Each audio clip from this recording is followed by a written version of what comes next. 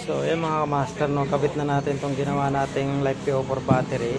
So meron siyang 12.966%. Dito natin yan ilalagay sa ating motor mga master, no. Yan si Taraki TFX 150. Yan, ito yung lumang battery nya.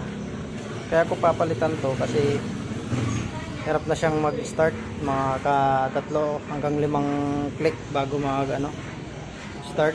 So quantum yung battery na yan, nasa I think 4 or 3 years na tong battery na to.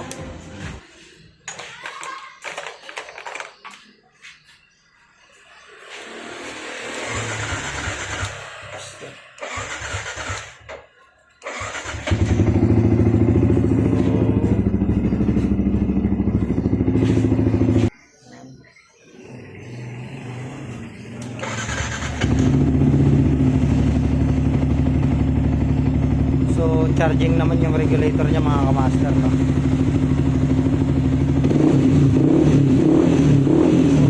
14.5 charging niya. So papalit na natin to, kabit muna natin. So ayan, ito yung battery niya. Magkasukat lang naman sila, kaya lang medyo mataas to ang ating binuong battery. So ito yung quantum. So ayan mga master, na ikabit na natin, oh. Ayan, meron siyang 12.8 volts. So start na natin.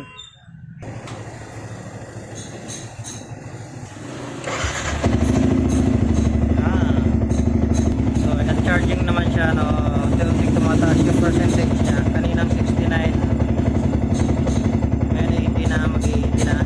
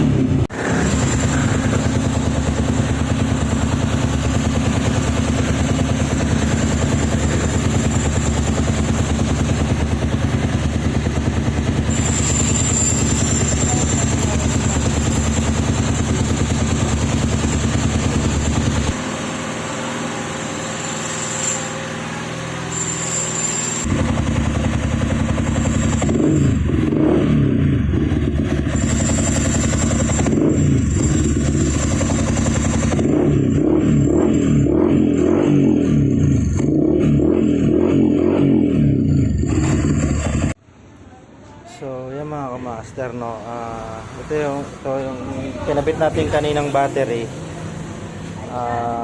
Testingin ulit natin ngayon kasi kanina mainit yung makina, kaya 1 click lang siguro. So subukan natin ngayon, malamig na yung makina.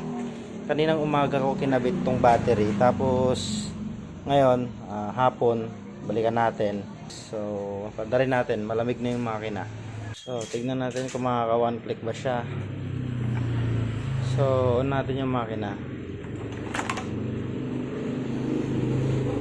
Tapos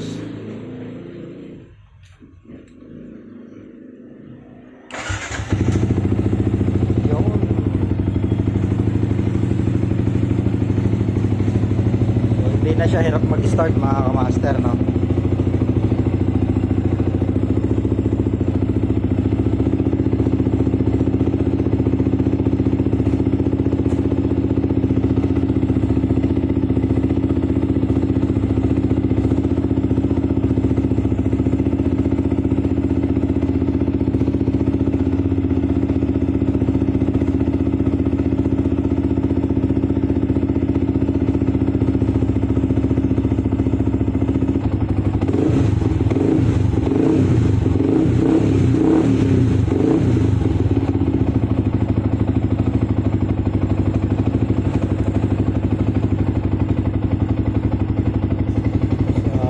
ayos na. So ayos na mga master, no?